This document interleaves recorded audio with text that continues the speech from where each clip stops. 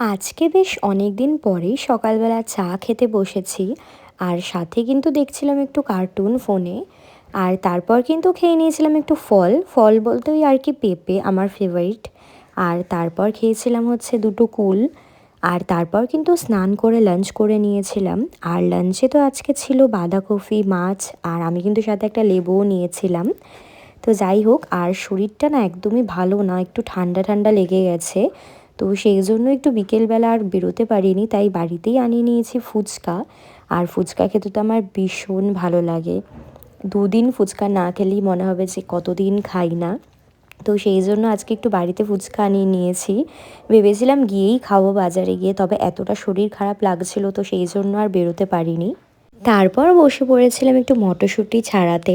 আর এতগুলো মটরশুঁটি তো কোনো মতেই আমি আজকে ছাড়াতে পারবো না। তো কিছুটা ছাড়িয়ে রেখে দিয়েছিলাম, বাকিটা পরে ছাড়াবো। আর তারপর আমি আজকে বানিয়ে নিয়েছিলাম একটু ডিনারের জন্য পাস্তা। আমি জানো তো পাস্তাটা না একদমই সিম্পলভাবে বানাই। ওই সেদ্ধ করা পাস্তাটা একটু ভেজে নিয়ে তারপর কিছু গুঁড়ো মশলা দিই, আর একটু শেজওয়ান সস দিই, আর তারপর কিন্তু একটু মিট মশলা দিয়ে দিই। আমার এই সিম্পল পাস্তাটা খেতেই বেশ ভালো লাগে। আর আজকে যেহেতু সারাদিনই মোটামুটি শুয়েই থেকেছি, বেশ অনেকটাও ঘুমানো হয়ে গেছে, কারণ শরীরটা একটু ভালো নেই, ঠান্ডা লেগেছে আর কি। তো রাত্রিবেলা তো তাড়াতাড়ি ঘুম পাবে না, তো সেই জন্য আমি ভেবেছি আজকে রাত্রিবেলাটা মুভি দেখব। তো কি করি না করি সেটাও তোমাদের সাথে পরে শেয়ার করব। আর চলো আমি এখন ডিনারটা করে নিই, আমার তো ডিনার রেডি।